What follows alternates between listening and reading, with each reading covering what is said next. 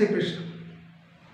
आज हम लोग शरीर की आवश्यकता, संसार में उपस्थित जीवों में जो लाइफ फॉर्म्स है, बॉडी है, प्लांट की अपनी बॉडी है, अन्य जीवों की अपनी अपनी शरीर है और अपने ढंग से वो सनातन का काम कर रहे हैं, अर्थात एक दूसरे की सर्विस कर रहे हैं।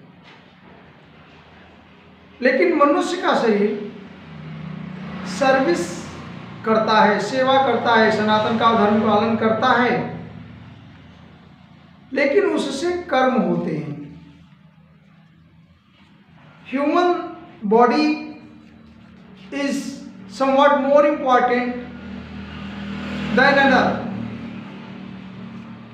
शरीर की आवश्यकता क्यों है? और शरीर तो पौधों की भी है, या शरीर और जीवों की है जिनके पास ज्ञान नहीं है, या दिमाग है लेकिन विवेक नहीं उपजता। तो मानव की शरीर क्या इम्पोर्टेंट है और कितनी आवश्यकता है इसकी, और अगर ये नहीं होता तो हमें कौन सा साधन नहीं प्राप्त होता, इसकी चर्चा कर रहे हैं हम। तो इम्पोर्टेंस ऑफ बॉडी, शरीर की आवश्यकता क्या है, शरीर क्यों जरूरी है। यह शरीर हमारा सभी तरह की आवश्यकताओं की पूर्ति के लिए आवश्यक है। चिंतन मनन ध्यान करने के लिए आवश्यकता है, सोचने और विचार करने के लिए भी शरीर की आवश्यकता है, जिसमें शरीर में बहुत सारी चीज़ें हैं। विज्ञान इसकी पुष्टि करता है, बहुत ऐसी ब्रांच है जो आपको आवश्यकता अनुसार कर्म करने के लिए प्रेरित करती है। अब बात आती है कि हमारे शास्त्रों में भी, गोस्वामी जी के मानस में और पुराणों में, वेदों में, उपनिषदों में भी शरीर की महिमा बताई गई कि शरीर से ही आप कोई कर्म कर सकते हैं। अगर ये बॉडी नहीं होगा तो आप बिना इस साधन के कोई कर्म कर सकते नहीं हैं। अगर इसको हम जीव आत्मा को शरीर में एक मनुष्य समझें, तो जिस तरह से हमको उड़ने के लिए फ्लाइट की ज़रूरत पड़ती है, अर्थात वायुयान हेलीकॉप्टर की ज़रूरत पड़ती है, या चलने के लिए ट्रेन की ज़रूरत पड़ती है, वैसा है अपना शरीर। बिना शरीर के हम कोई कर्म संभव नहीं है, कर्म कर नहीं सकते। किसी के पास केवल चिंतन करने की है। जैसे एक उदाहरण ले लें, पौधे का शरीर, प्लांट बॉडी। पौधा आपकी आवश्यकता के अनुसार सेवा धर्म निभाता है। 84 लाख योनियों में उसका एक स्तर है, एक जगह है। वह फ्रूट तो दे सकता है, फल बना सकता है, लेकिन पूजा में या खाने में स्वयं जाकर के उपस्थित नहीं हो सकता। परमात्मा को चढ़ाने की आवश्यकता फल को होगी। बगल में पेड़ है, आम या बनाना या केला, जो भी शरीर से वह स्वयं अपने पेड़ में फला हुआ है, लेकिन कहीं हवन यज्ञ या उसकी आवश्यकता हो रही है, आपको भोजन की आवश्यकता हो रही है, वो आप पास चल कर नहीं आएगा। अर्थात अब आप समझने की कोशिश करें, उसके पास सेवा करने के लिए पर्याप्त चीज़ें हैं, लेकिन वह कर्म नहीं कर सकता। अर्थात वह चल करके स्वयं आपके मुंह में नहीं आ सकता। इसी तरह से गाय दूध तो देती है, भैंस से दूध मिलता है, लेकिन वह स्वयं दूध निकाल के आप तक, आपके बच्चे तक, आपके शरीर तक नहीं पहुंचा सकती।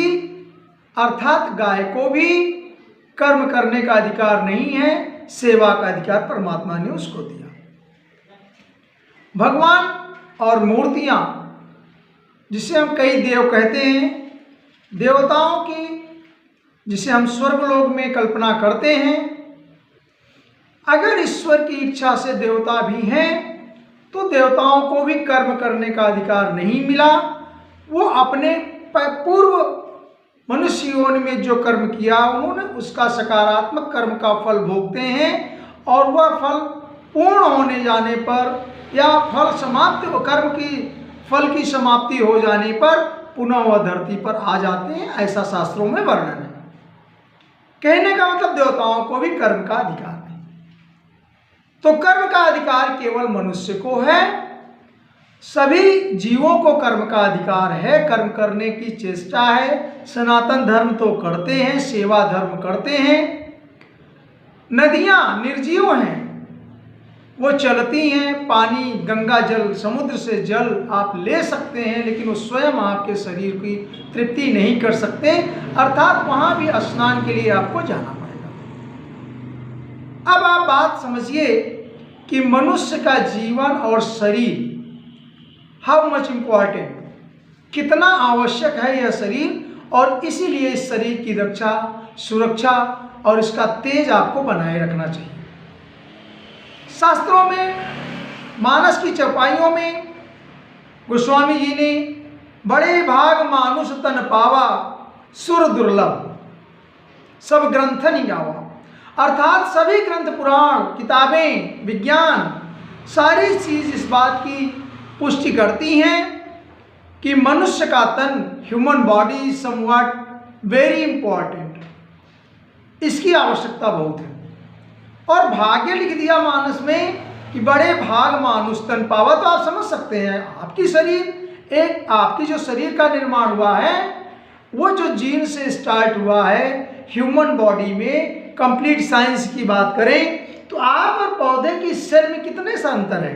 जो बच्चे विज्ञान पढ़ रहे हैं वो जानते हैं कि ह्यूमन सेल में और human cell that is animal cell में और प्लांट सेल में कितने का डिफरेंस है, कितना डिफरेंस है, वेरी डाइल्यूट डिफरेंस है। सेल आज there in both, cell body नहीं है, सेलुलोज नहीं है अपने पास, सेल वॉल नहीं है, और क्या क्या सेंट्रोसोम दोनों जगह उपस्थित है, वैक्यूल्स नहीं है। ये थोड़ा ज़्यादा विज्ञान के अध्ययन में अगर हम जाएंगे और सब लोगों को बात समझ में कम आएगी, लेकिन आपको मैं ये बताना चाहता हूँ कि वो पौधे के शरीर जिससे आप गन्ना लेते हैं, जिससे आप आलू लेते हैं, और आपकी शरीर, दोनों में बहुत ज़्यादा अंतर नहीं है। अंतर अगर आपको समझ में आता है तो आपको पास कर्म करने का अधिकार है। आप पौधे लगा सकते हैं, लेकिन पौधा आपको लगा नहीं सकता है। पौधे का सेवा आप कर सकते हैं, वो भी पौधा आपकी सेवा करता है, उसकी सेवा आप इसलिए करते हैं, we are depend on each other, हम एक दूसरे पर निर्भर हैं, पौधे और मनुष्य जीवन। लेकिन वह कर्म नहीं कर सकता और आपका शरीर कर्म कर सकता है। इसलिए शायद मानस में ऐसा लिखा भगवान तुलसीदास जी ने कि बड़े भाग आप पौधे की शरीर बन सकते थे, आप कुत्ते की शरीर बन सकते थे, आप गाय की शरीर बन सकते थे, लेकिन आप ह्यूमन की शरीर में आने का मतलब निश्चित है आप सुपीरियर देन अदर्स हैं, आपकी बॉडी डिफरेंशिएशन अदर है, आपकी जेनेटिक रचना अलग है और उनकी जेनेटिक रचना अलग है। तो इसमें तो आप कुछ तो कृपा मानेंगे, किसकी भी कृपा मानेंगे, अपने पेरेंट्स की कृपा मानेंगे, अगर वो ना होते, अगर आप बॉडी न ग्रहण करते।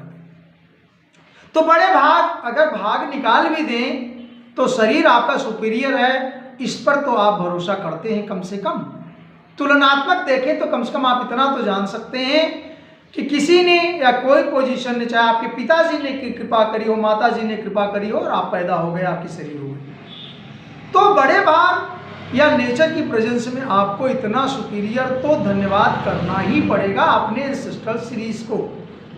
एक बात। दूसरी बात, दूसरी जगह उसी में शरीर के लिए उसमें भी कह दिया कि समवॉट मोर इंपॉर्टेंट, मनुष्य की शरीर नर तन सम नहीं कौनो देही। बॉडी के लिए स्वामी गोस्वामी जी ने लिखा कि नर तन सम, मनुष्य के शरीर जैसा किसी का भी शरीर नहीं है।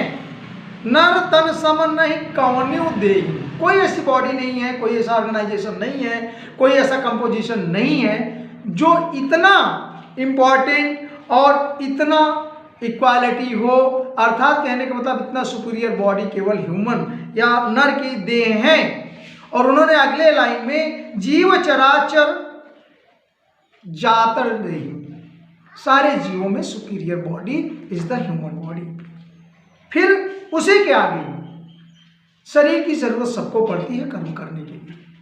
अगर आपकी अच्छी शरीर है, सुलभ शरीर है, सुंदर शरीर है, तब वो कुछ अच्छा काम कर सकती है, अच्छा नॉलेज कर सकती है, अच्छा पढ़ लिख सकती है, निरोग शरीर हो। उसमें भी आप अपनी शरीर को, उसके इम्पोर्टेंस को इतना समझें। परमात्मा की इच्छा से आप ह्यूमन शरीर ग्रहण कर रहे हैं, नर की देह बनी हुई है। हो सकता है आपकी शरीर या जीर्ण शरीर, वृद्ध शरीर या अधोगत शरीर। अधोगत शरीर में बोले जो तमोगुण शरीर हो जाता है, जिसमें आप उसकी सुंदरता नहीं बनाए रखते हैं। अस्वस्थ शरीर, तरह तरह के आदि व्याधि रोग से आपका ग्रसित शरीर हो, तो भी आप चिंतन मनन ध्यान या पढ़ाई लिखाई नॉलेज नहीं कर सकते, या 100% वर्क भी नहीं कर सकते। असमर्थ शरीर आप कह सकते हैं। आसक्त शरीर, कहीं बंधा हुआ है, किसी नशे में है, किसी के पीछे पर्याप्त परेशान शरीर है, इतना बंद शरीर है, किसी चीज का आपको नशा है, कई विकार हैं। अगर आप इनसे भी अच्छे कर लेते हैं तो आपका शरीर और भी सुंदर कर्म करेगा और यह मोक्ष का गति भी दे सकता है। अगले चौपाई में मानस में यह कहा गया कि बिना शरीर से कर्म नहीं हो सकता। यह बात पहले भी हुआ। यह शरीर कह रहे हैं कि यह एक साधन है।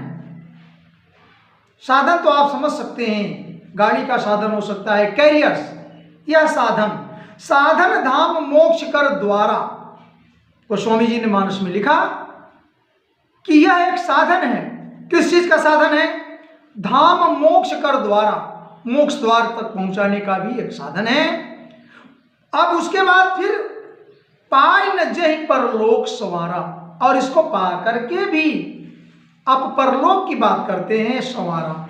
ठीक है, कुछ लोग विश्वास नहीं करते कि कोई और भी लोक है, कोई परलोक है, कोई ईश्वर है। इस पर आप विश्वास भरोसा मत करिए, कोई बात नहीं है। गोस्वामी जी की चौपाई मानस को मत मानिए, लेकिन इतना तो समझ सकते हैं कि आप सुंदर शरीर से, सुडौल शरीर से, निरोगी और स्वस्थ शरीर से एक अच्छा सुंदर काम कर सकते हैं। अगर आप लेबर का काम करते हैं तो जब तक आपका चित्त, मन, हाथ, शरीर, पैर सारे अंग काम नहीं करेंगे तो निश्चित है आपकी परफॉर्मेंस में कमी आएगी और आपका टारगेट फेल होगा।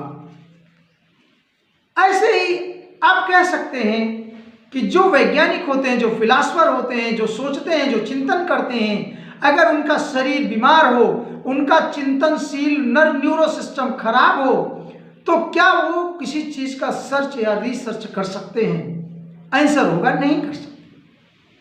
आप बहुत सुंदर काम करना चाहते हैं, लेकिन आपकी शरीर सुस्त है, लेजी है, आप तरह तरह के तमोगुण में फंसे हुए हैं, खान पीन सुंदर नहीं है, अनेक नशों में ग्रसित हैं, सुंदर शरीर नहीं है, चाह करके भी आपके और पश्चाताप करेंगे, आप कुछ सुंदर वर्क नहीं कर सकते। थोड़ी सी उदाहरण ले लें, अगर हम अपने शरीर की तुलना दूसरे से करें, हम आपके लिए कुछ बता रहे हैं, चिंतन कर रहे हैं, सोच रहे हैं, अध्ययन कर रहे हैं, शास्त्रों पे जा रहे हैं, साइंस से जोड़ रहे हैं, विद्वानों की तरह रात दिन वर्क करते हैं, कर्म करते हैं, पढ़ते हैं, लिखते हैं, तब आपको सारी चीज़ देने के लिए हम पिरोते हैं, गागर में सागर बनते हैं। कहने का मतलब सागर को गागर भरने का प्रयास करते हैं आपके लिए और अपने लिए। बाय हेल्पिंग अस, आपने कहीं स्लोगन पढ़ा है, स्वामी विवेकानंद ने लिखा है, by helping others we help ourselves. दूसरों की मदद करते करते मैं अपनी मदद करता हूं। निश्चित है, सूर्य की एनर्जी को देखें, 100% शरीर अपना देता है, हाइड्रोजन हीलियम की बौछार करके किरणों को पूरे संसार को बांटता है। अगर उसे हम परमात्मा और ईश्वर ना भी माने एक सेकंड के लिए, तो भी हाइड्रोजन हीलियम का संलयन करने का पावर किसी के पास नहीं है। उतनी अपार ऊर्जा का स्रोत केवल वहां है, सूर्य के न्यूक्लियस में, नाभिक में है, और जिसे आप कोरोना मंडल कहते हैं।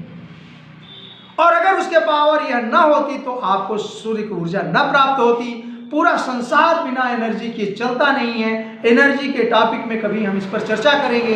जो लोग परमात्मा को नहीं मानते कोई बात नहीं है, लेकिन ऊर्जा को माने और ऊर्जा नहीं मानते तो चैलेंज है हमारा कि आप बंद करके सूर्य के ताप को छोड़ करके आप विरक्त हो करके अंधेरे में रहने का प्रयास करके देखिए कि आपका कितना चिंतन मनन और विकास होता है। सूर्य से प्रकाशित सारी ऊर्जा जो धरती पर आती है, जिसमें प्रोड्यूसर, कंज्यूमर, जिसे आप कहते हैं उत्पादक, सारी वनस्पतियां नष्ट होंगी और फिर आपके खाने के लालच पड़ेंगे। उस टाइम में आपको इंपॉर्टेंस ऑफ एनर्जी का पता चलेगा संसार का, तब आपको समझ में आएगा कोई तो है जो चला रहा संसार। खैर उतनी बात नहीं, थोड़ा हम अपनी विशेष टॉपिक पर वापस आते हैं कि शरीर क्यों जरूरी है।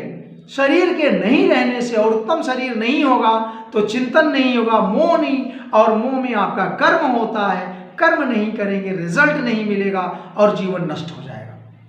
इसीलिए शायद यह कहा गया बड़े भाग मानुष तन पावा। शरीर आपको कोई मिल सकती थी धरा पर, कहीं भी आप कुत्ते बिल्ली के अलावा पौधे बन सकते थे। क्या जरूरत थी कि आपको इंसान बनाया परमात्मा ने, और इंसान बनाने के पश्चात वह ऐसा इंसान बनाया जिसमें थोड़ा सा चिंतन करने के लिए ब्रेन दे दिया। और आप पागल भी हो सकते थे, बिना चिंतन शून्य व्यक्ति हो सकते थे। तो इतना तो अंतर है आपके अंदर, आप समझ सकते हैं। समाज में 1000 के ऊपर में आप 2-4 व्यक्ति को ऐसे भी पाते हैं जिनका विवेक जो विवेक नहीं है, शून्य है, बुद्धिहीन है, विकलांग हैं। तो आप उन्हें क्या कहेंगे? ईश्वर की परिणीत तो वो भी है, उनसे तो आपको ज्यादा कृपा है किसी की। तो यह शरीर आपने पाकर के भी अगर सुंदर काम नहीं किए और संसार में आपने शेयर नहीं किया अपने आप को, तो अलग थलग पड़ जाएंगे, अर्थात आपको बैक नहीं होगा, कोई चीज आपके लिए नहीं बनेगी। बाय हेल्पिंग अदर्स, यू दूसरे की सहायता करके ही आप अपनी सहायता कर सकते हैं। अलग थलग पढ़ करके, मकान की चहर दीवारी जैसे बन करके, कूप मंडूक आप संसार में कुछ नहीं कर सकते, और जब तक आप देंगे नहीं आपको मिलेगा नहीं। ऐसा कर्म का रोल है। कर्म जैसा आपने सुना है, बिना कर्म के कुछ नहीं मिल सकता, और कर्म के लिए शरीर की आवश्यकता है। और कैसा कर्म हो, कैसा शरीर हो, इसको बताने की जरूरत नहीं है। कोई आदमी बीमार नहीं रहना चाहता, अर्थात उसे स्वस्थ शरीर चाहिए। और अगर स्वस्थ शरीर चाहिए तो स्वस्थ चिंतन चाहिए, स्वस्थ खान पीन चाहिए, स्वस्थ विचार चाहिए, नकारात्मक ऊर्जा से दूर रखना पड़ेगा, अर्थात विरक्त की तरफ जाना पड़ेगा।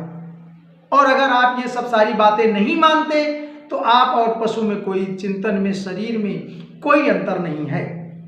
भगवान ने आपको ह्यूमन शरीर, तो आप उसे प्रार्थना कर लीजिए कि आप मेढक की योनि में पैदा हो जाइए या सर्प की योनि में चले जाइए। क्यों आप प्रार्थना करते हैं कि हम शरीर बनाए रखें? क्यों इसकी सुंदरता के पीछे पड़े रहते हैं, इसके लिए दवा करते रहते हैं?